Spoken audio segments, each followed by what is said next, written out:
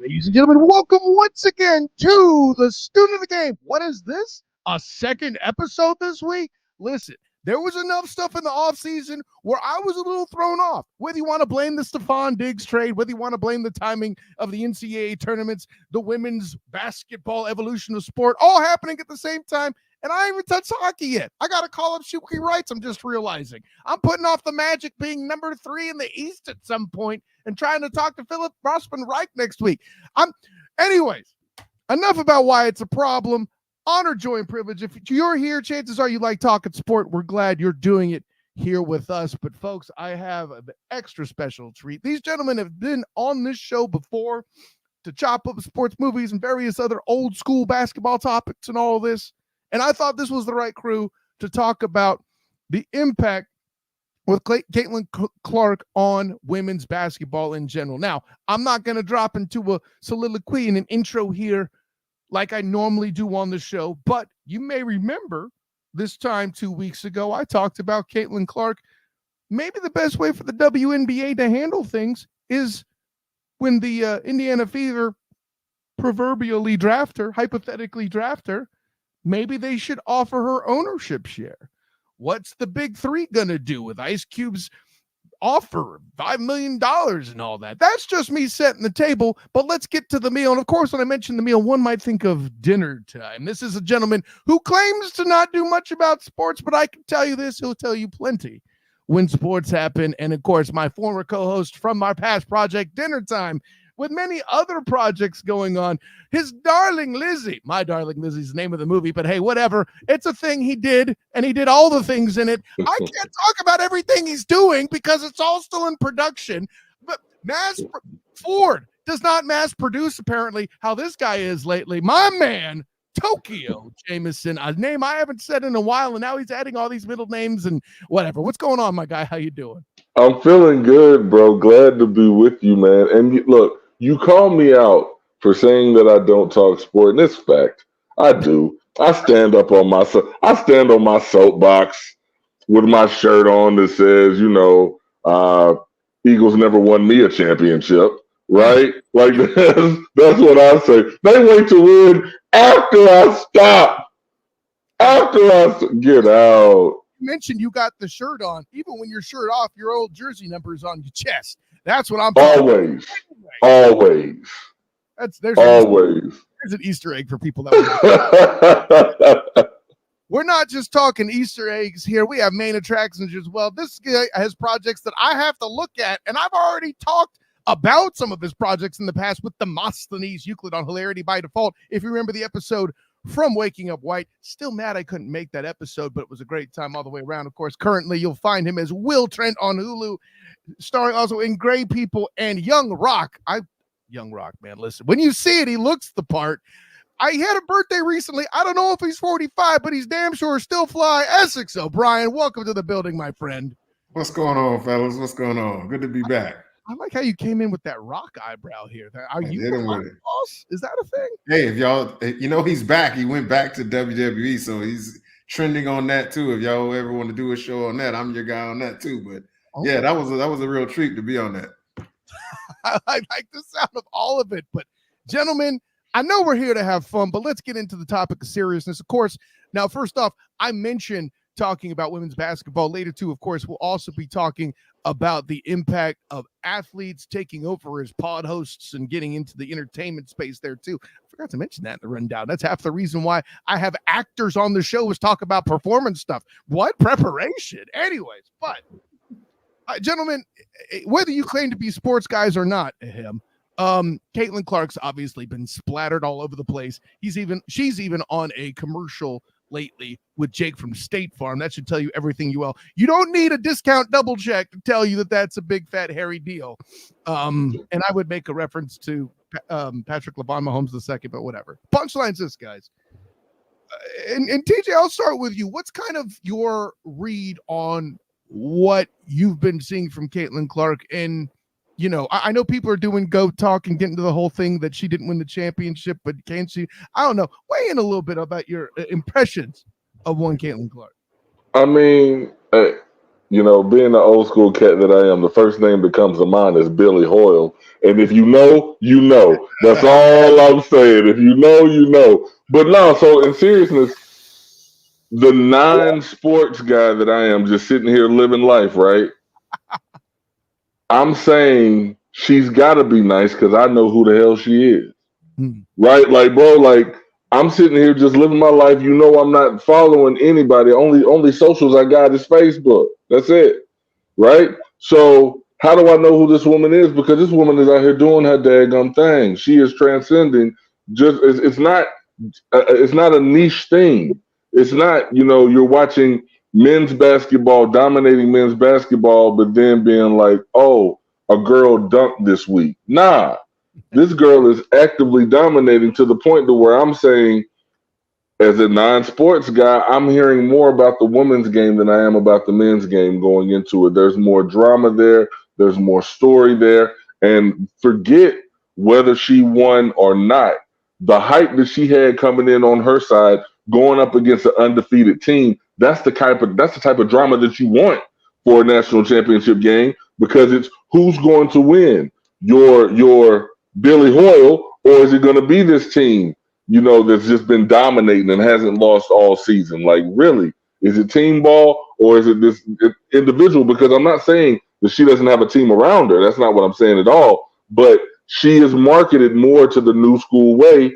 This is the player. We're going to talk about her, and then everybody else is a collection. So I'm saying, if nothing else, the excitement that she brought, South Carolina and Don Staley brought, was amazing for the game. And if this is where we are now in 2024, and we have more and more young ladies being comfortable and confident with trying to work on their game, it can only get better from here. Because you had Jordan, you had Dr. J, you had Jordan, you had Kobe. Everybody is emulating that. So somebody is looking at Caitlin and saying, I can do that. I'm going to work on that game. And that young lady is going to be even more dominant. It's going to be nasty. I mean, I can't front on any of that. Essex, let me add in this too. And of course, feel free to build in on TJ's concept there too. But as somebody who isn't going to dodge the question by feigning not being a sports guy, the name that comes to mind as somebody, now granted, this particular athlete did win a championship, right? But I don't think anybody is going to say that the guy I'm going to mention is a GOAT, but I think the impact in play here is that of Joe Namath guaranteeing victory and putting the AFL on the map. Do I have kind of a good concept there of what the impact is that Caitlin Clark could have? Wow. That's a good way to put that question. The game isn't just a clever nickname, Essex OBrien. Just trying to tell you. Yeah, you're right. I mean, as far as her impact, I mean, the sky's the limit, because, as TJ was saying, she's captured so much of America's imagination, America's infatuation. I mean, they love her. They love the way she plays the game. So the impact, as far as her elevating the WNBA in that sense, I could definitely see that, because that league, we all know that they've been struggling for a long period of time. Attendance, viewership, they've been kind of down in the dumps for a while, to the point where there are some even suggesting that she bypassed the WNBA. We got the big three the big three offer is out there, which I don't think would be a good idea for her. But there's some people saying maybe she should stay in school and just keep pocketing the NIL money, because there will be so much pressure on her. It'll be kind of similar to, with LeBron. Like, she's going to come into the league and be expected to be a savior. And that's a lot to put on anybody, because, she's not just going there to save the team that drafts her. She's going to be looked at as the marketing piece to lift an entire league. And that's a lot of pressure to put on somebody, even with the transcendent skills that she has. So she has the potential to have that impact. You're right about that, Kyle. The question remains is, who does she get drafted to if she decides to go to the WNBA? And how do they support her? How do they put something around her to where she's not exposed? Because I think that's kind of what happened with South Carolina. When you don't have a greater team around her, it was a little easier to shut her down. Not really shut her down, but to put a tamer on her and kind of make her struggle a little bit. Yeah. So that's a tough decision, but the potential for the impact is definitely there. Well, and Essex, you bring it up specifically too, the big three thing. I have my feelings on how that might be good or bad in all of this, but build on that a little bit. You said it may not be the best idea. Why is that, or what's something else you would see? I mean, as somebody who's a current actor and may turn entrepreneur one day if all things go well, I'm curious your thought process. I mean, I love Ice Cube and I love his thinking outside the box. I think he got a lot of attention just by putting the offer out there. And if by chance she were to do it, he's putting that league now in a different lens as well as far as the attention. But once you have the actual execution of it, and I've watched a lot of Big Three, that's no place for, what is she, 150 pounds? And we're talking about 3-on-3 half court basketball where you can be physical and they're not calling the hand check rules like they do in the NBA. That when you actually watch it, it's going to be as off-putting as it would be to see a woman fighting a man in the UFC. So that's why I think it's a bad idea. It become a what's the word? A farce, or something that you would cringe at instead of looking at and appreciating her skill and appreciating the game of basketball. So that's why I say it's not a good idea, even though she'll make more money if she did that. But the legs behind it it'd be a short-term deal. Whereas if she goes to the WNBA, she's competing with women her size, her age. Well, not necessarily her age, but I know there's some veterans. But basically, she's competing against her own peers. And you have a whole league behind you. The NBA will be behind you. You have a lot more support than you would going up against a bunch of men who are in the Big Three playing half-court basketball. By the way, Gold Star, Caitlin Clark, 154 pounds. Oh, man, good guess. That was a good guess. Yeah, well played, I said. Well played. She a welterweight. Yeah, I mean, listen, she's got good reach too. But DJ, like, build on that. You and I we're leading into the show, had kind of a similar conversation there. How do you think Caitlin would fit? First off, I got all the respect in the world for my guy Essex, right? So because I have so much respect, I can call shenanigans. I have to call shenanigans on my guy because you point out the pressure on this young lady. We are in that social media age. No matter what she does, there's pressure, bro. Yeah. If she goes to the WNBA, hella pressure. If she stays, it's hella pressure because then it's like, are you going to win or what? And if she went to the Big Three, it's going to be hella pressure because she's going to be the first woman to cross over and play in a male-dominated sport. So I'm like, it's pressure no matter what. You know what I'm saying? So I'm saying go, like Kyle mentioned ownership, and I'm like, okay, they're going to give her the Magic Johnson contract. What LA did essentially with Magic Johnson, giving him $25 million over 25 years. Essentially made him a part of the organization, really, for the life of what he was going to be able to do. That's the best that a WNBA team can offer her. That's like 6 collective bargaining agreements ago, bro. You can't do that no more. That's the thing. I'm just saying. Rewrite the whole system and able to do that. She slotted. They have, I think, the rookie scale they published. Like she's going to make like $77,000 her first year. Well, so unless they rewrite the whole collective bargaining agreement for the WNBA, that's not even possible. You guys are nailing it. Real quick thing I got to add to the Magic Johnson thing, too. You mentioned the CBA. Great point, too, Essex. $1 million a year now. No change. That's the minimum now. Gosh, you got to multiply by at least, what, 10, 5? But the WNBA now is where the NBA was. So that $25 million over 25 years would be a blockbuster deal in the WNBA because nobody else is doing that. Nobody's getting that. Yeah, but I'm just saying it's illegal though. No. I get the whole illegality of the whole thing, but I'm just saying if you're making it it's got to be enticing. It's got to be something to make her say, of all the choices that I have, staying in college and somebody else getting the number 1 pick next year, or going to the Big Three and playing with men just to get my payday. right? Because I can always go to the WNBA after I get my payday. Side question though. How much of a death blow would that be to the WNBA if she did not go, if she passed that up? You know how bad that would look? Before we get there, Essex, because we're going to have that conversation. Okay, all right, yeah, that would look really bad. Hey, don't feel bad because we going there. But let me have my ego air quotes Nick Wright moment here and kind of break down because we've unpacked a lot. Hashtag great minds. He said modestly, accurately, whatever. Shut it. So here, there's so much here. First of all, I agree with you, Essex, in that there is a heavy risk that something like what you're talking about with the cringe factor exists as a threat and is problematic.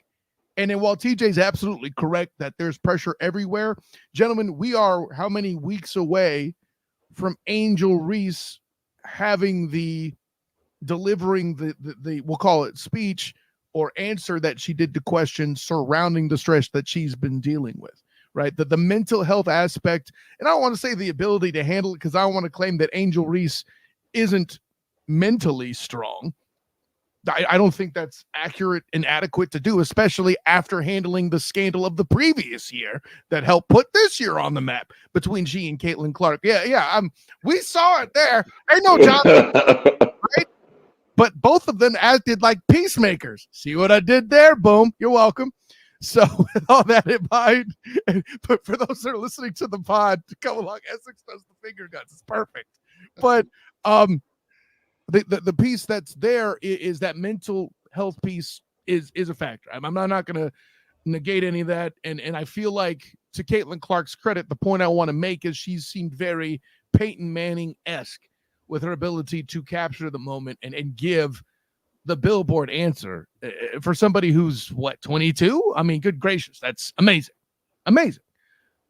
Here's where things get tricky, and you guys both can do the math already. The collective bargaining agreement for the WNBA, the cap for an entire squad, gentlemen, not just a player, a squad, is $1.2 million. You'll notice how I am not using my Dr. Evil pinky to announce that number. Yeah. Meanwhile, here comes Cube with $5 million. Now, okay, by the way, for those who are wondering, the single player maximum is 240,000-ish. Call it 250 if you're feeling frisky, okay? Which is what led me to the ownership intro that you got a couple weeks back. Head over to Student of the Game podcast or any of the places here that you might be finding it here normally to go get that something cheap plug. But bing, right? That's what we do on the show for plugs. We give the bing. Anyway, so that's how they answer for that. By the way, thank you, Caleb Williams, for giving, or at least allegedly offering, that ridiculous plan in NFL terms, because I think it's the key to get the WNBA to outbid the big three. But I'm going to combat my own point with this, because here's another aspect. Steph Curry has made the game accessible. That point's been made. If she's chucking it from the cheap seats, these old guys got to actually step out and try to play some defense from beyond the arc. That could be challenging. Now, granted, that's what I said. Yeah, I'm with you. I'm trying to agree with you. Relax. Oh, okay. I agreed with you earlier. I'm agreeing with the other guest here. No, you were agreeing with him before, man. And I was like, man, forget that, bro. You ain't just going to agree with everybody except for me, cuz. First of all, you watched me agree with both sides of the debate before debating your boy Lamont Broadus, okay? L.A. Broadus will not be happy with your performance doing that, sir. Just going to throw that out there. Shouts to Monty Broadus. Bang. I'm not mature. Why would you start? No, but the piece I really wanted to add is I mean, we'll go Essex. Let's address your side question now. How much of a death blow would that be, though, if Cube delivers Caitlin Clark to his league? Because first of all, let's be clear, and I think I'll speak for all three of us on this. It's not like we're saying Cube doing this is a bad idea from a business perspective. No, For one, no matter how much former WNBA players want to diss it, we'll get to that in a minute, I'm sure. It's definitely showing a support for the female game such that it is becoming and leading into the future trend is something smarter than a lot of people in his position would do. Don't get me started on commissioners making bad decisions. It shows a willingness to put his league out there and get his name going and get the league's name going. Cube is obviously known for all that he is. He effed around and got a triple-double starting the Big Three. It is doing better, way more than I thought it would. So all of that. However, how much of a trouble would that be for the WNBA? Let's go ahead and pose Essex. How do you say your name with a possessive? Essex. Just Essex. Just say Essex. I don't even try to put the S on it. Question. I just leave it as it is. You know what's funny is I just said your name and it sounded like a possessive. Yeah. You're right. That works. Good acting coaching right there, sir. Well played. They would have to fundamentally change the league because now you're looking at the situation where we're not attracted to stars anymore because of the pay gap. They'd have to fundamentally change their bylaws to where somebody of her magnitude can negotiate directly with the league, not with the teams and their salary cap that you mentioned. Because that's basically what Cube is. Cube, they don't have these bylaws and situations where, oh, well, I got to have you in the draft and you got to do this, you got to do that. No, Cube made a direct offer. She would be basically employee of the Big Three, and then they put her on the team where probably they catered to her. What team you want to go to, Caitlin? That's how they would do it. They would take away this whole thing of, well, we got to make sure every team feels like they got a fair chance and all that. No, this is about business. We need her name value. We're going to do whatever we want to do and put her on the team. The WNBA would have to look at drastically changing that because what if everybody else follows suit? You know what I mean? They already have the complaint out there about the pay gap. They have the complaint that many of those players have to go overseas to other leagues in order to make decent money. So then now you're talking about the number one American female, number one by far, even though she didn't win the championship, she's still number one by far. At least in notoriety. To turn down the WNBA, it'd be just short of catastrophic. Like they keep going, obviously, because, you know, they're subsidized by the NBA. They keep going, but they would have to fundamentally change everything they do. TJ, you got a handsome beard, but I can still see you chomping at the bit. Get in. You know I'm hungry for it, my guy. Listen. The point that you make, Essex, is absolutely right. The WNBA, I'm not going to necessarily say it would be a death blow because I don't know that numbers are all that ridiculous now. Like, I mean, it's like, it seems sadly enough that even after, and I remember the start that they had in the 90s, bro, like the LA Sparks and the New York Liberty, in the comments, bro, like those were the marquee matchups, man. And to see like Lobo and Swoops and Leslie, bro, like it had an amazing seed planted. Yeah. But I don't know where management has been to get it to where it is now. And it's like you're looking at this girl coming in and they're talking about her like she's Jordan. The NBA didn't make any crazy changes to the game whenever Jordan came in. They just drafted him like a regular cat. He made his name. I think this is more along the lines of a Herschel Walker getting a Heisman and going to the USFL as opposed to going to the NFL. It's not the road that was always traveled. It's something different. So you now have the powers that be that are going to have to look at changing the game. These people, I say people, kids, these young people are not okay with having these paths laid out for them to where they say, you got to go this way if you want to make it. And that's ultimately the system that we've had. High school was a feeder for college. College was a feeder for professional athletics.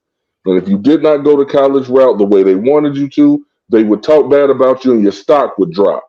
These kids today are trying to change the game. She is the first player, in my opinion, that has the power to do whatever the hell she wants. Because of NIL, too. We got to talk about that. NIL changed the game. She's going to make so much money well, she has already made a lot of money through NIL to where she now does have these options to where it's like, she could bypass the WNBA for a couple of years. She could go barnstorming, or she could, perform in different leagues, maybe do the big three, maybe do another league. She can hop around if she wants to because she doesn't need the WNBA. The WNBA needs her. So she's really in a sweet spot here. Like, she really is. And with the name and notoriety, bro, she wanted to take a year off and just travel the United States hosting camps for young ladies around the world. She could do that. She'd make more than her rookie deal even by doing that. Doing that because you get somebody's going to sponsor it, pay for the whole daggum thing. She's making more bank than she could in the league, but that's the system that they got set up. You want in, you got to go this way. And they changing it now. WNBA is just for the love of the game, just so she can see where she stacks up, because financially there's really no reason to go to the WNBA. So, and there's another point worth bringing up. First of all, you mentioned NIL. Essex. For anybody who's wondering, we mentioned she's got a good neighbor that's already handling it. Yeah. Oh yeah. And you're the good neighbor in question, TJ, would gladly sponsor those camps. Personally, if I'm a business manager, though, I'm saving those camps for when the actual athletic basketball element fails, because at the end of the day, that beast's going to be there for a minute. All right. That's what I get for when, that's my knee done blown out money. I'll save that for another time. But, and here's the piece why my ownership theory is where I come to. Because listen, Essex, the point you make, I didn't make it as eloquently yet, and I'm glad you were on here to do it because it sets me up nicely to make this point. They are arguing with the collective and resources of an entire league, granted a smaller one than the NBA, obviously, but he's got a collective negotiation going after one player. This is why the Fever intervening and offering ownership of that club is the answer. This is why, because the CBA isn't going to address that. Why? Ain't no way in hell anybody's thought of it yet. Yeah. Because who's been relevant enough to do it? Not to say that there haven't been women good enough yet to play and have earned that. That's the separate conversation. No, you're right. Hold up, bro. You said it accurately. That's gotta violate the collective bargaining. If you're talking about ownership, she can get dividends from that ownership, which that's money. So if she can only get a certain amount of money from the team in her rookie deal, how would she be able to get ownership that has dividends on the back end? Because she can't make any more money from the team than that set amount. This is very noble, but here's the thing. The thing about contract law is if it's not explicitly addressed, it can't be prevented per se. Right? They'd have to ratify the whole agreement. Here's the thing. The NBA, also, I don't know that the WNBA, let's be more specific. I don't think the NBA is going to put down the resources to challenge it. I don't think the WNBA union has enough resources to challenge it and hold that up in court.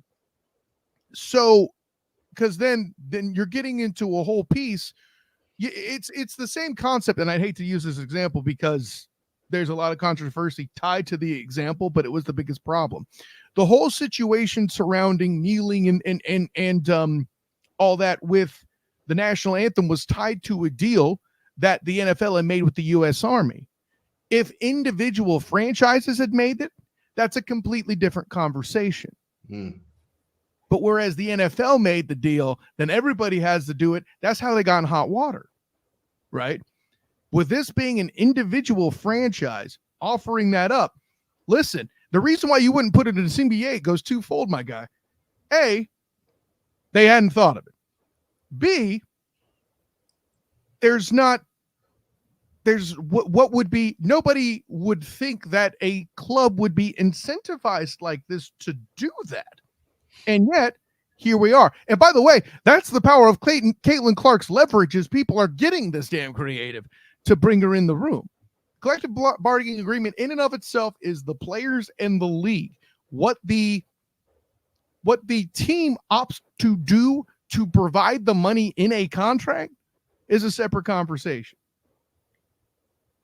So it's sticky to me, man, because saying it's not, but that's the practical piece of it. Who has the resources to challenge it that would be willing to do so? The NBA wants to see the product expand with notoriety, which, by the way, I'll say this to both of you as performers. How big is social media in all of this and her rising to power right now? Because we both know Miller scoring 100 points in a single college game would have blown up the damn internet. Whereas the only way a lot of people heard about it was being reminded by people talking about it thanks to Caitlin Clark drawing attention to the sport. Mm-hmm. Yeah. So you're not asking the wrong question. I'm telling you it's a practical question. It's a logical barrier. Who has the resources that is willing to challenge it? And the NBA wants their product to no longer have to be subsidized. They want to turn a profit on this. Oh, yeah. Whoever's got the number 2 pick is going to raise a stink. You know what they then do? If they're drafting Angel Reese, they offer the same deal. It's a copycat thing. Now, maybe later they address it in the CBA, or as players in the WNBA getting drafted becomes more commonplace, they don't have to offer that same ownership, because then eventually the CBA would be changed to a more profitable league, to where then salary caps would be raised and proper liquid compensation would be offered. And there may be some athletes, and that is not, by the way, this is regardless of gender, there may be some athletes that rather want that whole cold hard cash than ownership for the future. I don't Go think they wouldn't risk doing that. It would sound like a smart thing, but they, like, to your point, if you do it for one person, now you got to open it up for somebody else, and that puts their whole business model kind of in the line of change. I could see them more funneling like outside money or maybe other deals towards her before they change the whole thing up like that. As good as an idea it is, I don't think they're too greedy. Owners are too greedy to now we got to open up ownership to all these players, any of these players, and if it works out, it doesn't work out, then they're on the hook for that. They ain't gonna want to do that. So they try to funnel her some money through some other means. Maybe. So essentially, they need to do a Brooklyn Nets Andre Karolinko type of deal back in the day. I'm gonna bring y'all historians back. I think they paid that man in AK-47s, but still, like, it's funny because what I'm hearing whenever I hear ownership, weirdly enough, and y'all may think I'm crazy, but I low key hear insider trading, low key, because here's the thing: is like when you talk about ownership, you're essentially talking about shares of a publicly traded company. Hey, Caitlin, we're going to give you these options because they're valued at $50 a share. But as soon as you sign on the dotted line, they're going to be worth $100 a share because you're worth that much. How is that not insider trading, bro? It's not. First of all, okay. I think that's because they're private. A, they're privately held, but B, that's a good point. They would technically be a privately held stock in this example. B, the reason why it's not insider trading is because Caitlin Clark is not yet an insider. Well, I'm saying I feel you. So the deal being talked about before that's why I don't mess in white collar crime. That's why I don't do it, because I don't want to go to jail. I'm just saying it's murky, man. It's murky. It's not. They got Martha Stewart, bro. They got Martha Stewart. Not the same thing. Hold on now. See, that's your mix. The proper example of where the risk exists is the .com bubble. Who the hell knew we were going to be talking about the damn .com bubble on this Monkey Fireball show? What's going on right now? You're welcome. By the way, there's a dang hilarity by default reference. Mickey Fireball up in this Humpy Bumpy. There we go. Anyway, my guy's Demosthenes Euclid is getting married in July. Anyways, the reason why it's more like the .com bubble is the way that investors were bringing in labor in other investors wasn't cash, but offering stock, publicly traded stock, by the way. And the problem is it got so flooded that those companies eventually went under. And it's that same greed, Essex, that you mentioned about the owners not wanting to give up ownership that will keep it held to players that are deemed to have founder level, savior level, to use your word, opportunity to raise up the entire league. So these particular concepts already exist out there in business to serve as the right, let's say, incentives and deterrents to make sure that the forces that the market will bear will keep things as they are. So at some point, guys, it would be when the goal is to offer something to somebody like Caitlin or Angel Reese or Juju Watkins down the line, maybe depending on how it all goes, so that enough cash can be rendered in a salary that also is enough incentive to play. Moreover, as a player, I may not necessarily want ownership in a team, because then what am I going to do? I'm going to go. It kind of gives me an opportunity then as a player. If I go to another team, I'm going to be playing against the team in which I have ownership. No, you'd have to sell it. There you go. So that's the motivation to not necessarily want that ownership. And whether or not you'd have to sell the team, I don't know that those bylaws are written, but you better bet they would be after Caitlin's deal if they go that way, right? That's the point. There's going to be, gentlemen, we are clear that Caitlin's arrival would be a flashpoint, or lack of arrival could be a flashpoint to change the current deal, by the way. Let's also. Yeah, I would love to see where they are in their television rights as far as their years, because another thing you got to look at is, if she comes in, let's say they got to re-up their TV and licensing deals in a couple years, that's going to go up because of the attention that she brings to it, which will also bring the salary cap up. Man, it's hard if you're a Caitlin Clark and you seeing that you're the reason for that, man, it's hard to just stick with your little bit of cut when everybody else is being raised everything else is being raised for everybody else, but you're still going to be slotted into this place. So that's why I say, again, they're going to have to find a way to sweeten things up for that girl, unless she's just so nice and wholesome to where she just wants to play basketball and not thinking like that. I absolutely would think like that.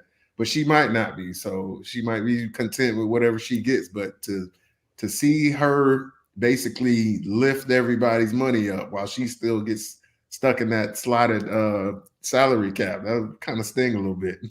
Cause I don't know what the terms were for Cube, and big shouts out to Essex, because if they were gonna make a Cube biopic after the NWA years, it's him all day. I'm trying. I've been reaching out. I've been trying to reach out. Like, look, man, you need a brother, a cousin, or something. Look, I'm saying, bro, like, he is Cube. 60 years old. I was like, Cube hands down. Remember Cube at the pro. All right, so let's say hypothetically it's 2 years for that $5 million.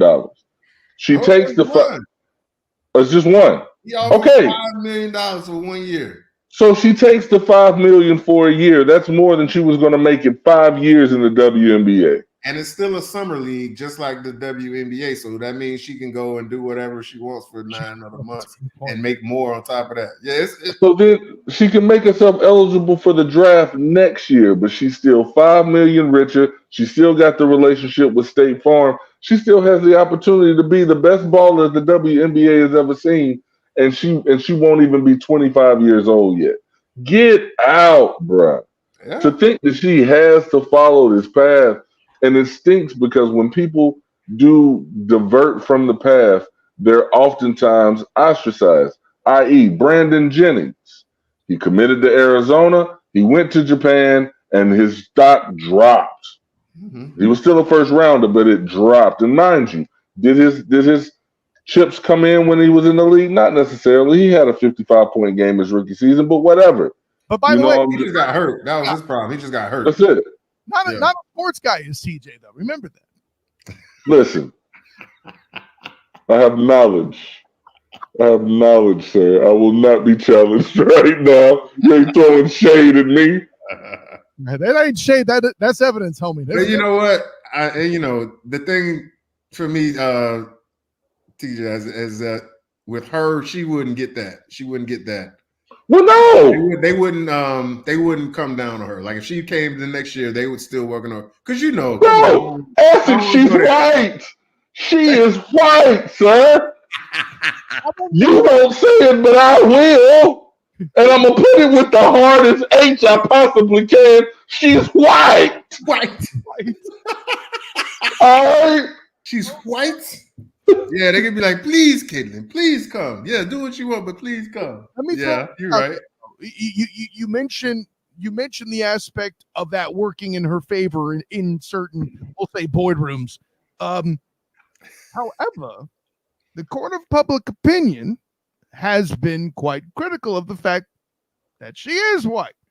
There have been a lot of media outlets, people talking about that the new face of the WNBA needs to be black.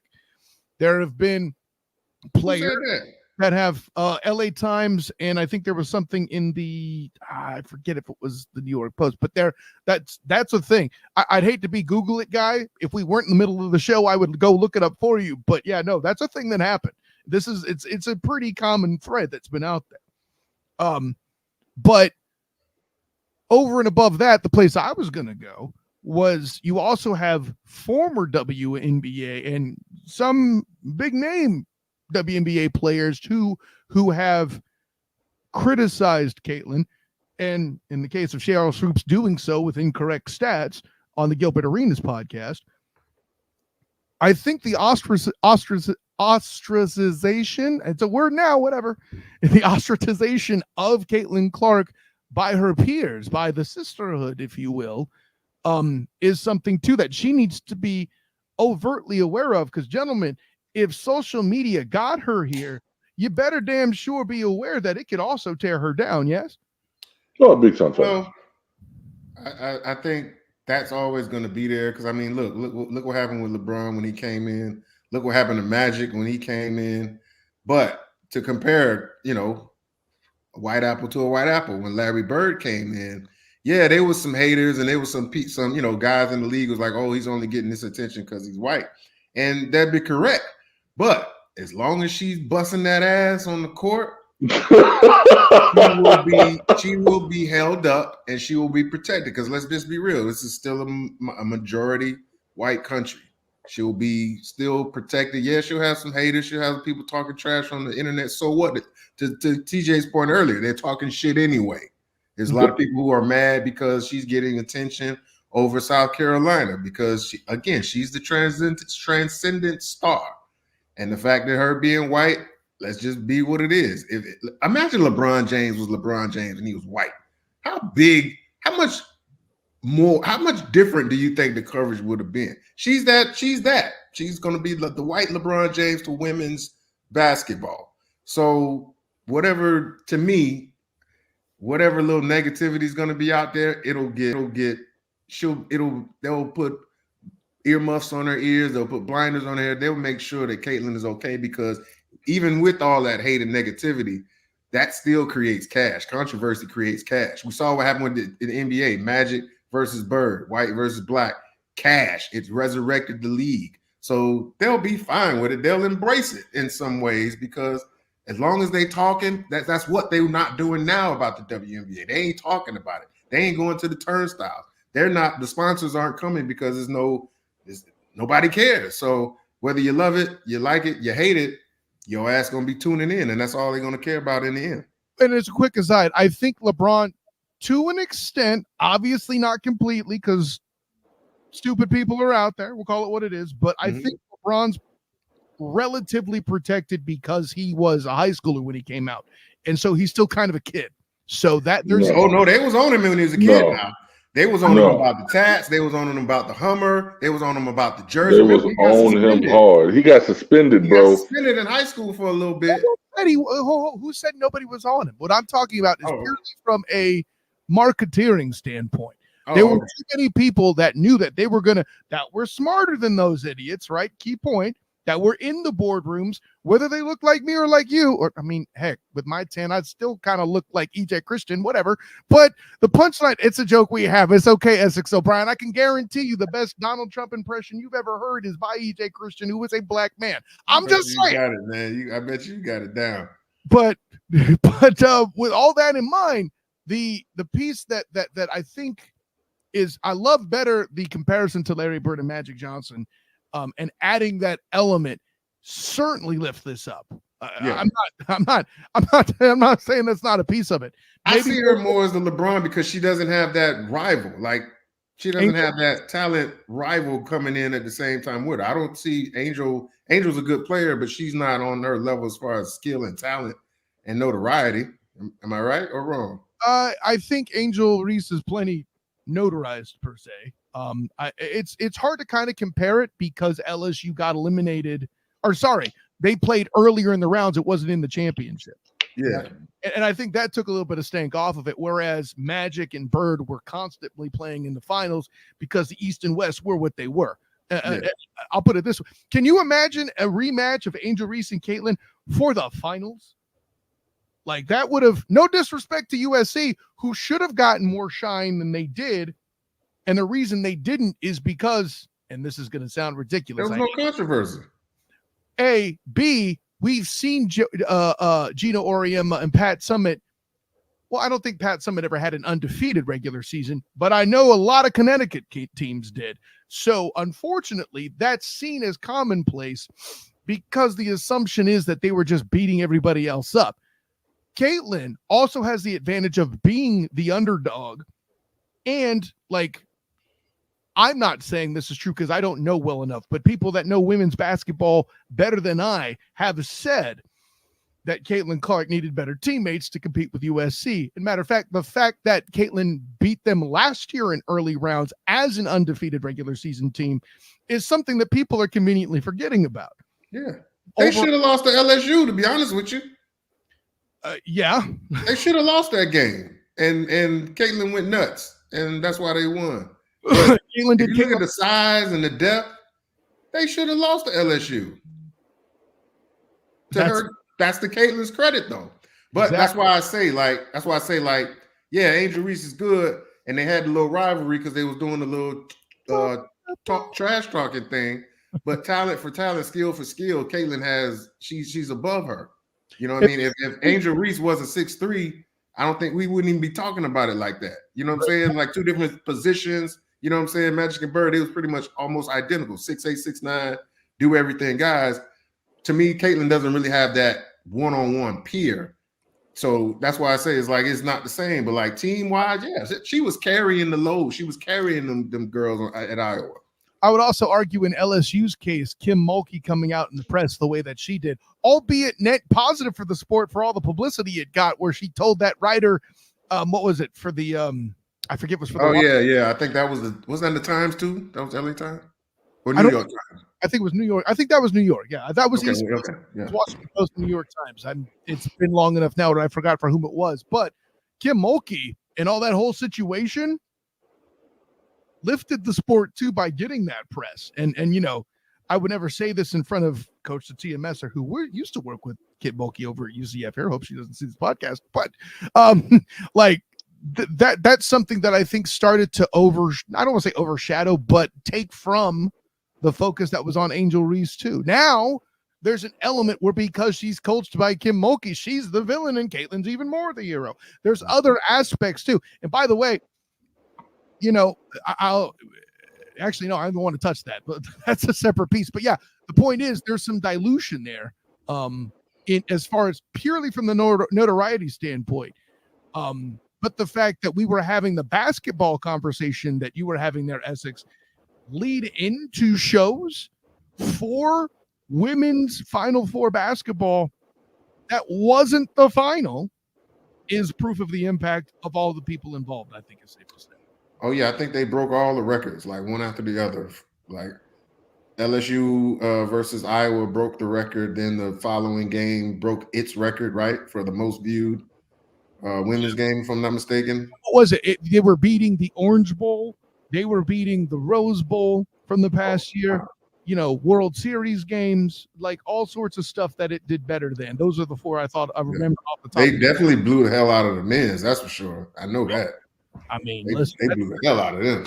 That's the downside to one and done. But TJ, there's something I wanted to, before we go on to the next topic here that we've been spending a good amount of time on. And I'm saying that as a good thing, gentlemen. That's not a criticism. There's an element too where I mentioned Cheryl Swoops earlier coming in and being critical of Caitlyn coming in. There are the pieces out there, the Jameel Hills that are out there saying that there is a bit of a pushback against a white star running this, and that this is a black women driven league and that the history had been erased. What how do you overcome that? How do we deal with that here? Or is it something that'll just, Caitlyn will just Caitlyn in whatever league she's in will kind of overcome? Sadly, there always has to be a narrative of divisiveness in this country. It's always there, and it's sad that it has to be that way, because my response, and I need to get this next time I'm on the show, I'm gonna actually put this on my label, the non-sports watcher.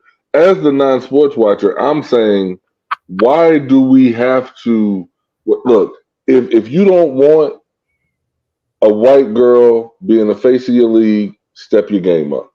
This is coming from a person that cannot run down the court without breathing heavy. So understand, I have no grounds to say anything about anybody. Understand, my opinion don't matter for nothing.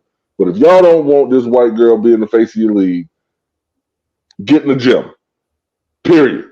Get in the gym. Like, that's the only way that it's going to be somebody else. Marketing is what it is. If she wasn't worth shit, there wouldn't be anything to market. The girl done put the work in. So if she's put the work in and she can back it up, then yeah, she's going to do it. If y'all don't want her to be the face, get in the doggone gym. Easy. Hey, listen, facts. For whatever reason, my algorithms haven't allowed me to see that type of rhetoric. Dan Le Batard show. Jamila Hill, somebody that I respect. I'd have to go and read it and see if I can get the gist of what she's saying. But listen, a rising tide raises all boats. So with this young lady coming in, and some of the stuff like we talked about earlier, she increases TV deals. If she increases the gate, guess what? That increases everybody's pockets. Mm-hmm. And all these other black women that you're worried about are going to get paid, which has been your number one complaint all this time. So shut up, get in the gym, get ready. Let's be real now. Let's just be real. We know where we are. We know where we live. If the WNBA was never an all-black league, because I remember Rebecca Lobo. I remember Diana Taurasi. Ain't she still playing? Sue Bird.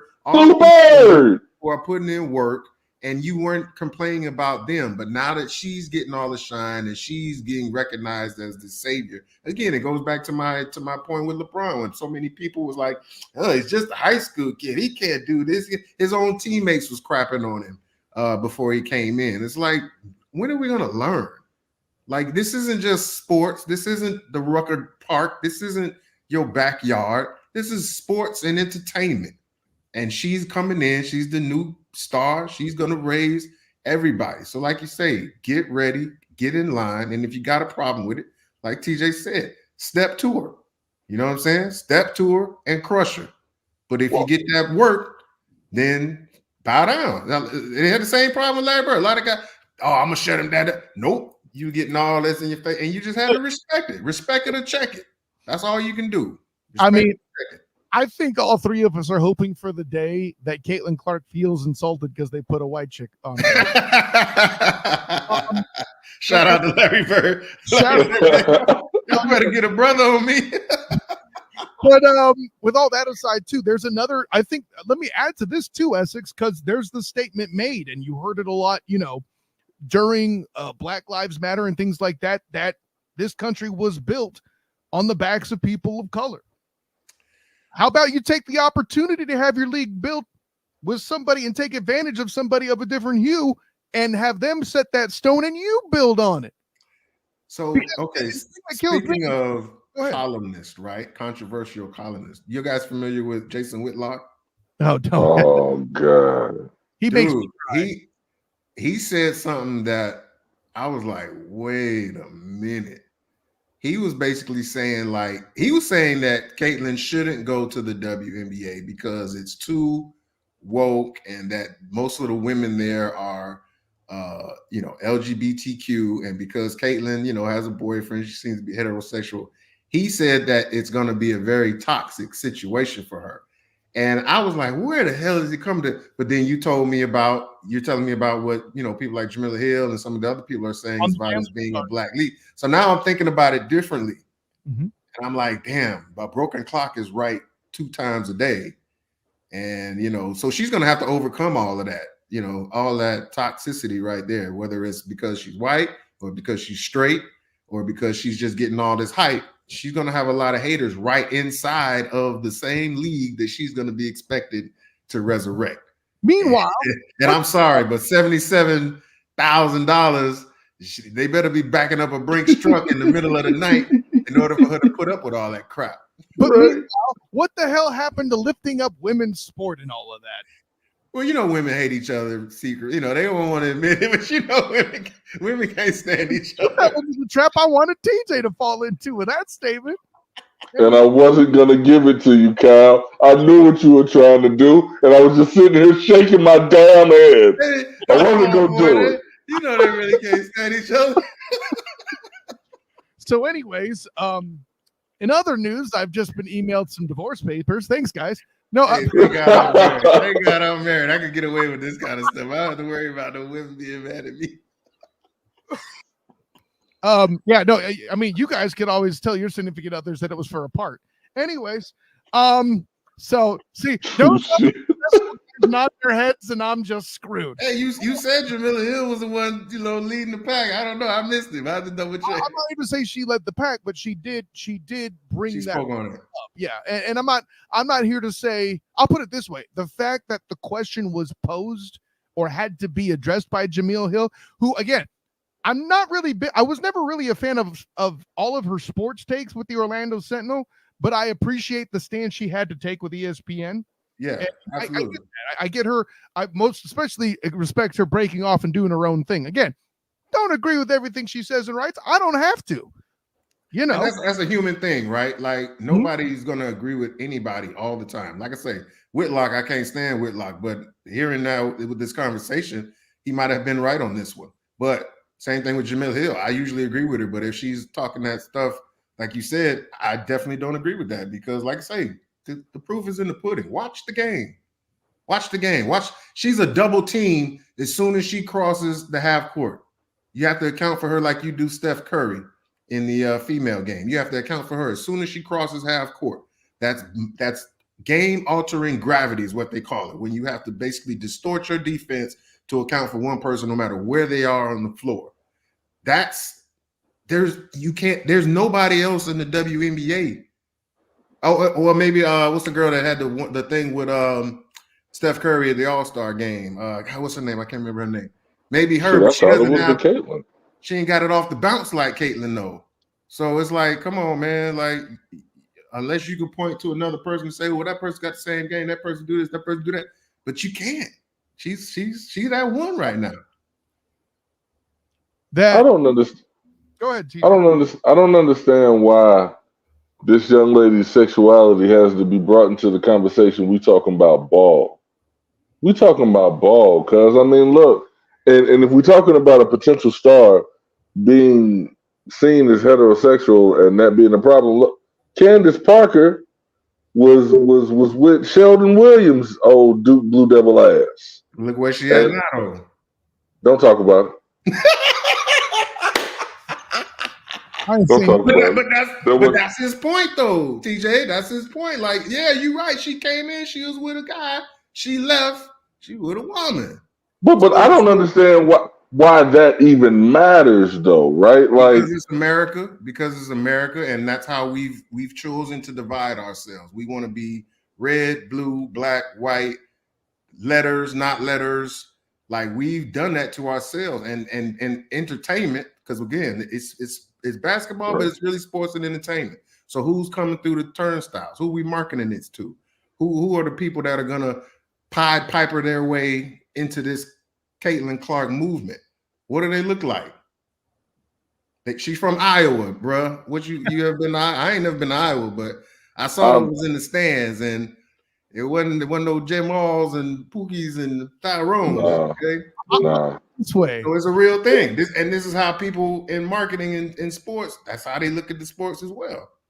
The people from Iowa weren't the ones responsible for this tan in the National League. Okay, that was the Greeks. That's the other side of the fam. Okay, listen. No, wow. By the way, as an aside, Steph Curry faced, I'm going to blow pronouncing her name, Sabrina Ionesco, who previously had the best 3-point contest WNBA performance, and she was battling Steph in the All-Star game. So I'm sure we all would watch Caitlin Clark. And here's the thing. We're here talking about Caitlin and not her. Why? Because I had never heard of her before they did that thing. Why? Because the majority of people don't care about the WNBA.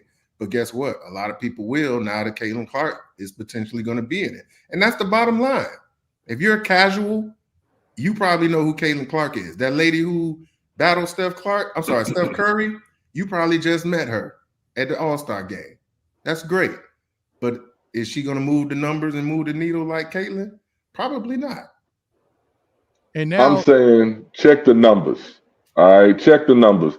We as a country, and this is coming from non-sports watcher here, we as a country have talked more about women's basketball this year than they have since '94 when the WNBA started, right? So amazing, taking advantage of sports, social media, amazing. Go ahead and shine, girl. Do your thing. Who was the big four that they started marketing around back in, I think it was 97? It was Swoops. It was Leslie, Lobo, and was Staley.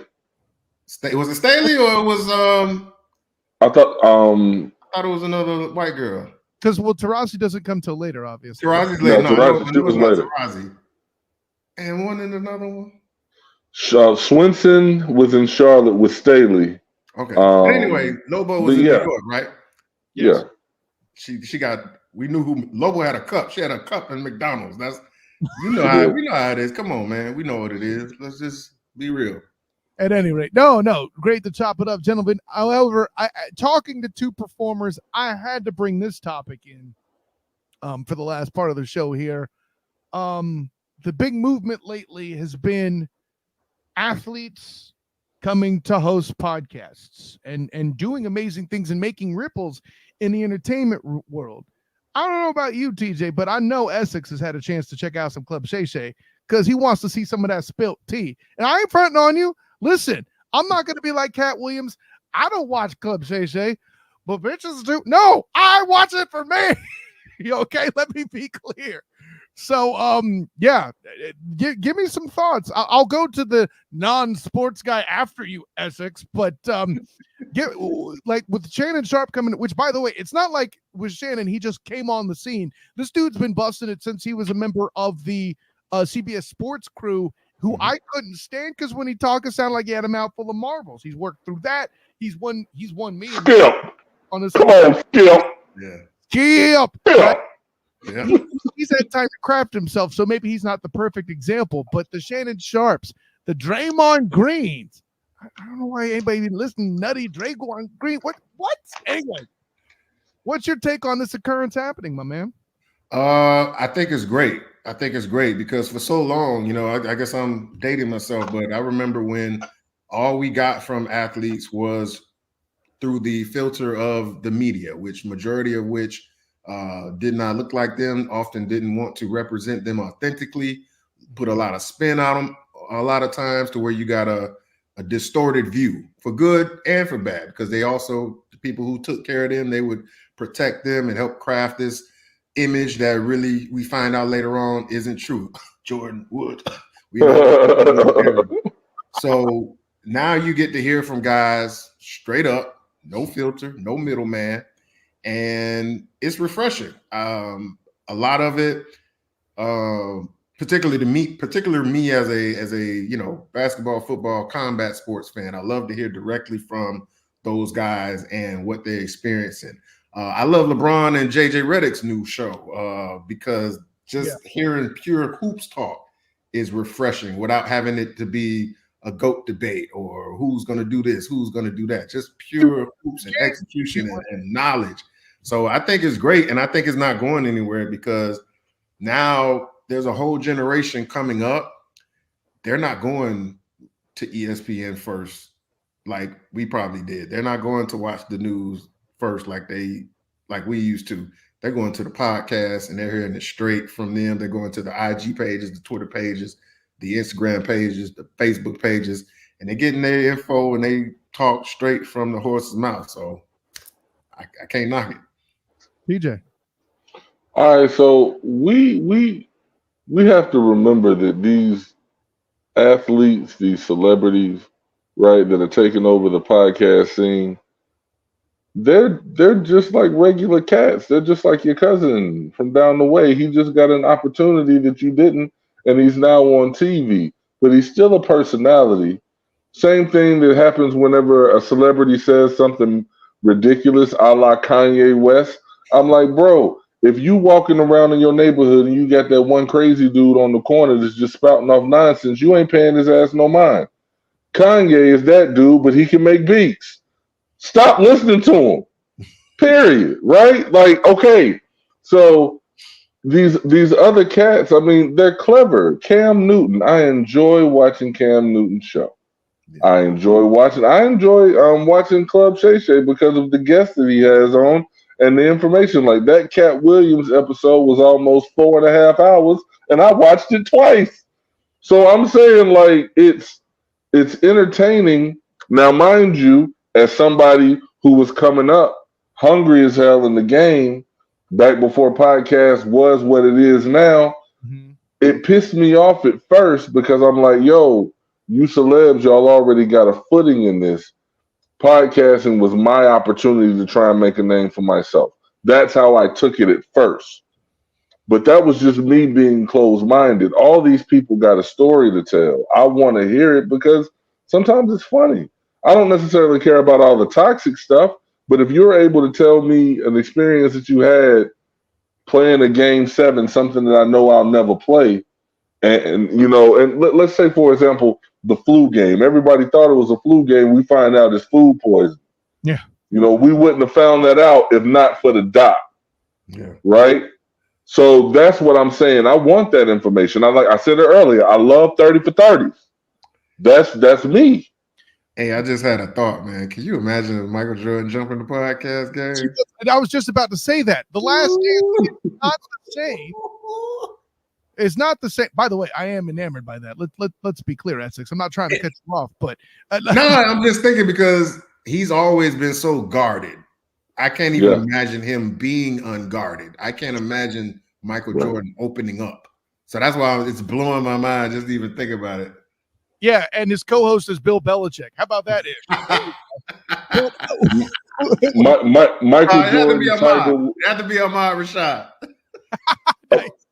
You got Michael Jordan, Tiger Woods, and Tom Brady. The podcast is called GOAT Talk. Holla. Oh, God. Well, if it's GOAT Talk, then Tom Brady wouldn't be on it. Anyways, so with all that in mind, here's the thing. You're talking about 30 for 30s and things like that, TJ. That's not the same at all. What I'm saying is we're talking Gilbert Arenas. JJ Redick, I think, is an excellent example talking across from LeBron, though I think he's different too, but I'll get to that in a second. I'm talking purely Shay Shay talking with Unc, whatever you want to call Shannon Sharp, talking with Ocho Cinco. Some of the mundane, mealy-mouthed, crazy conversations they have that bore the out of me because I don't care Ocho Cinco's whack opinion about food because he's not even fat, even though he ate a bunch of McDonald's, but that's a separate conversation. Well, that's where I I know DJ's gonna be like, oh, you just mad and bitter. No, it's not the same as them taking away my opportunity. They didn't do that. What I see is the state of the art for media people being wrecked so badly by the people who've been bad at it for so long that got me to even try this game in the first place, right? The Kendrick Perkins of the world, the Joe Theismanns of the world, the former athletes that said some of the stupidest stuff about their own craft, and they got it so bad and they reduced the state of the art so much that the athletes themselves found out we don't need these morons. We could do it ourselves, we could do it better, and we could do it with more class. Hence, JJ Redick and LeBron James. Yeah, I like Jeff Teague, man. He can tell a good story, bro. Oh, he's hilarious. He's hilarious. Jeff Teague is hilarious, man. And you know what? One thing I do notice too, like there is a certain variety in what they do, even though they're all in sports. But like you mentioned with Club Shay Shay, he's more with the Club Shay Shay at least, he's more merging sports with outside entertainment. He doesn't have he doesn't just have sports guests or sports talk. He's doing the comedians, he's doing actresses, he's doing all kinds of stuff. Now, when him and Ocho get together, they tend to focus on sports, but they clown, they wild, and they have a good time. But then you got other people who exclusively focus on their sport, like JJ. He's just all basketball. Shannon, he talk about everything and everybody. So you get a bit of a variety based on their personality, and that keeps it from getting stale. Because you know what I'm saying? Because when we was coming up, it seemed like ESPN wanted everybody to be the same until we got like a Stuart Scott. You know what I mean? Then Fox wanted to be everybody the same. That's the GOAT. Skip with Shannon. So now we're finally starting to embrace personality, and we're starting to embrace differences in personality. And it just makes sure like you can't get bored. You just go from one to the other for what suits your own personality. But that's and that personality aspect is it. I mean, of course, that's part of what you said in the first place. You want to hear it direct from the person. Listen, maybe Jalen Hurts was boring, and that's how it happened. I'm still grateful for the experience of that press conference back for Super Bowl 57. But Patrick LaVon Mahomes II was where it was at. I joked with him, and it's that he got a bigger personality. By the way. An example of somebody who's doing it entirely on personality. They might gibber a bit about sports. I didn't bring this into it because it's a different dynamic. Unfortunately, fair or not, are the Kelsey boys. Right? New Heights is an amazing podcast, just the same way that Club Shay Shay is. Now, granted, Cat Williams on New Heights would actually be amazing if we could get that to happen. But that's a separate conversation. But that's amazing on everything. Yeah, right. Yeah. But the fact that the Kelsey brothers had damn Arnold Schwarzenegger on this Humpy Bumpy, I have no problem giving them press. But that's an interesting dude, by the way. I don't know if y'all saw Schwarzenegger's doc, but watch Schwarzenegger's doc on Netflix too. That's an interesting dude right there. Oh, it's already on the Captain America list. Recognize it. Yeah. But interesting dude. That's kind of the piece I'm getting to, though. Is there's the main purpose. Like, I think the quintessential example, and love or hate Howard Cosell as much as you want, I think the quintessential example of what a media guy, a press guy is supposed to do is Howard Cosell with Muhammad Ali. And for all the controversy that was tied to him, not just because of how he looked, but for his political stances as well. And to have somebody who ironically is a Jew talking to a dude named Ali to help him get his message out better, for a guy who was wildly eloquent compared to some of his peers. Like, listen, no disrespect to Joe Frazier or George Foreman, but they weren't melodic. No. Like Cassius Clay, a.k.a. Muhammad Ali. That was not a thing. Like, let's be clear. If Ali were around nowadays, gentlemen, he'd be a rapper too. Don't tell me no. Okay? He would trend every day. So he would be trending every day. Oh yeah. As much as my dad, who himself, was a journalist, I say an actual journalist. I'm taking nothing from Cosell on that either. As much as he didn't necessarily care for Cosell's delivery, his voice was a little jarring. I get it. That was the job. That is how it is supposed to be done. Not Kendrick Perkins, not Skip Bayless, not these guys trying to pull something out of thin air and invent a take. So yeah, you got what you got what you earned there. What is it? What is it that Joe Clark says at the beginning of Lean on Me? This place gets exactly what it deserves. And now guys like me and TJ who wanted to come up like podcasters and do it the right way have to suffer for it. Just pivot, bro. That's all. I didn't realize. Just pivot. I didn't realize I had this much therapy to let loose on this show. Damn, y'all. Nah, bro, you wanted to get that out. I felt all that shit, bro. Like, I felt it all. Got here, but we're here. Whatever, I'm just saying. just to pivot. That's all. It's enough sun. What's meant for me is for me. So, them coming to that stratosphere just meant that I just need to pivot. I'm still hungry.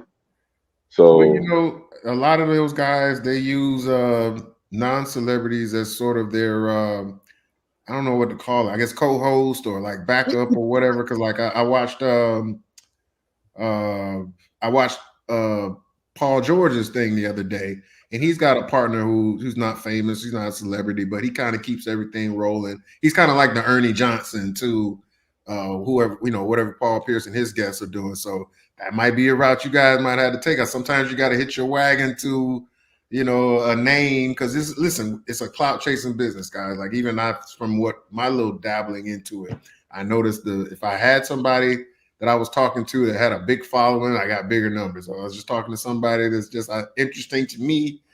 People ain't gonna tune in. It's a clout chasing business, and that's what it is, man. If you got a name or some type of notoriety on it, that's what boosts it up. See, and this is how I know Essex likes talking to, because you don't come on this show for the numbers. Anyway. No, hey, man. That was just like having good conversations, man. You know, it was good. Hey, many times I've been talking to myself on here, not on here, but on this laptop, and I ain't got nobody listening. Look, trust me, I'm glad to have the company. Gentlemen, what, man? This was.